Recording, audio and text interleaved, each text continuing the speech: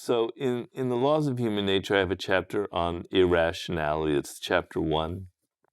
And I talk that we humans have certain irrational biases built into our brains. And one of them obviously is the confirmation bias that everyone knows about.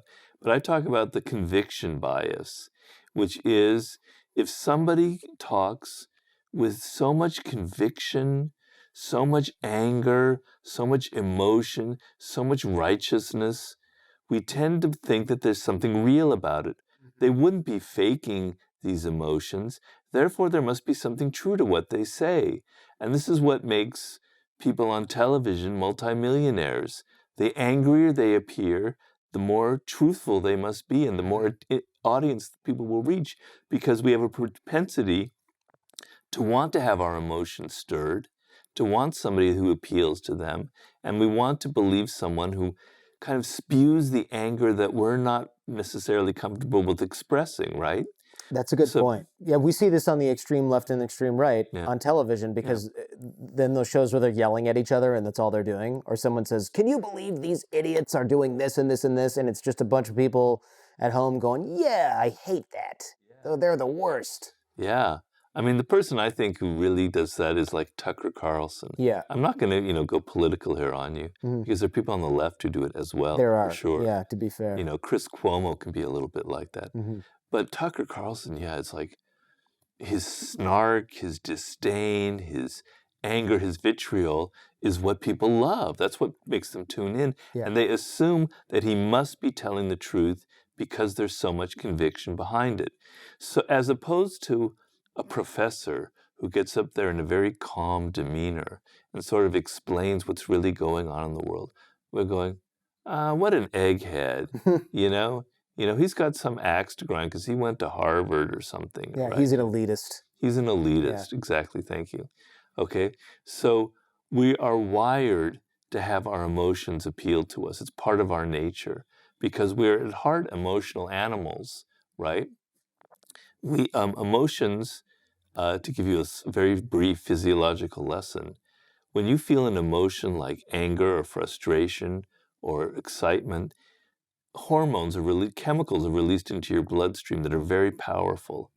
Whereas the cortex, the frontal cortex where your thinking goes on, those are like little electrical impulses that are not nearly as strong as those hormones that are charging through you, making your adrenaline pump, right? Yeah, I rarely get fired up about like logical math problems or something like that. It would never get me sort of charged up. Having to do my math homework instead of watching a movie or a show that I wanted to. Right. That triggers that cortisol or whatever it is, adrenaline reaction. So by nature, we're wired to pay attention to our emotions, whereas our thoughts, we kind of listen to them, but when we feel something, it engages so much of our body physically that we have to pay attention to it.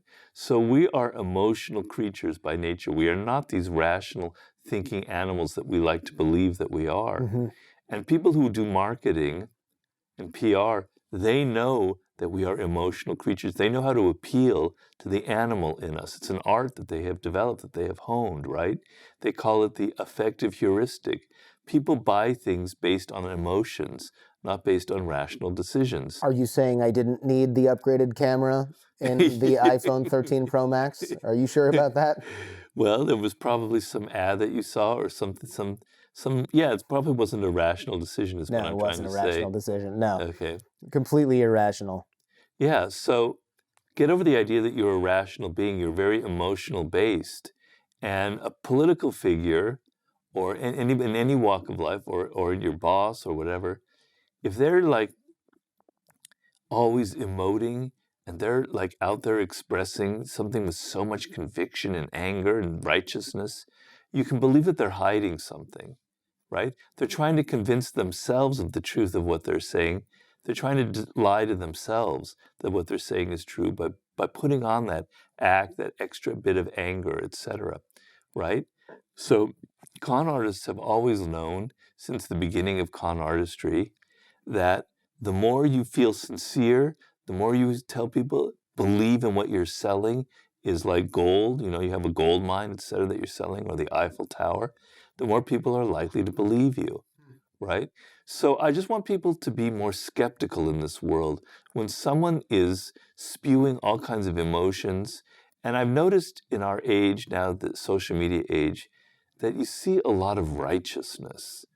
That people I am so right about the cause I believe in. Yeah, It gives outrage, yeah. outrage.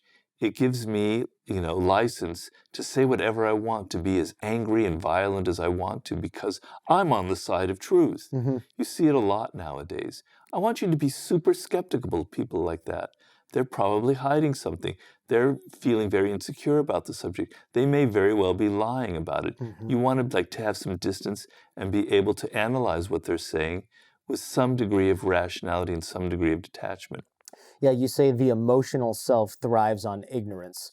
So if we are, what these people require is for us to not stop and think about, not have any sort of skeptical bone in our body, but to go, yeah, and Yeah. then blindly follow with whatever they're Exactly. asserting.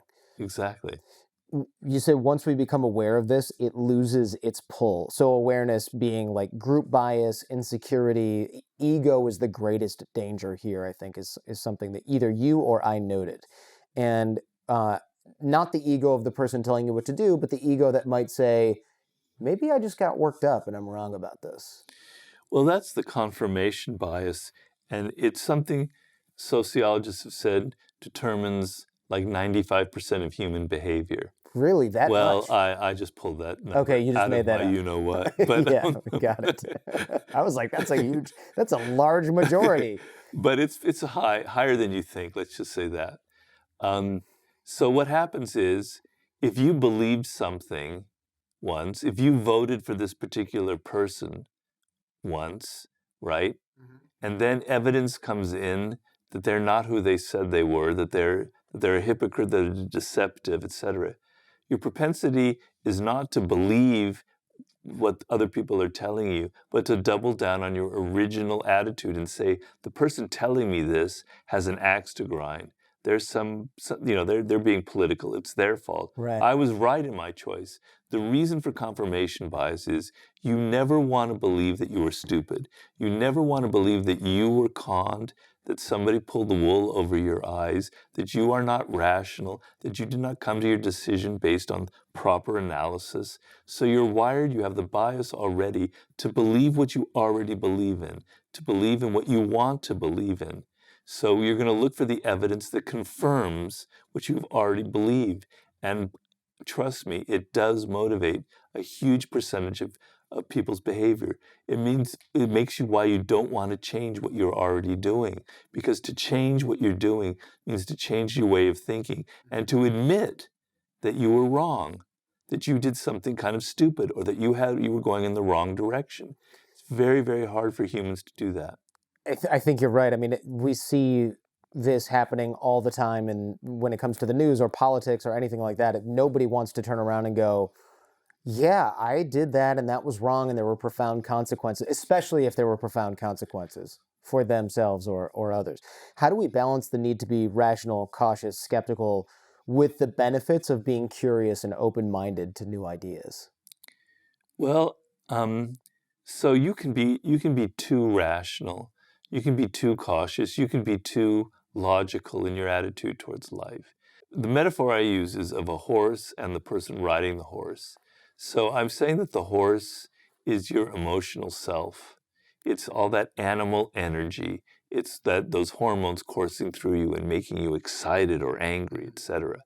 And the rider of that horse is your rational self, is your frontal cortex, or your executive decisions, where you go through a rational process of coming to a decision about what needs to be done. Okay? So if you've ever ridden a horse, I did when I was younger. It's very much more, it's so much harder than it looks. Yeah. If you remember that. Yeah. Well, horses are very sensitive creatures.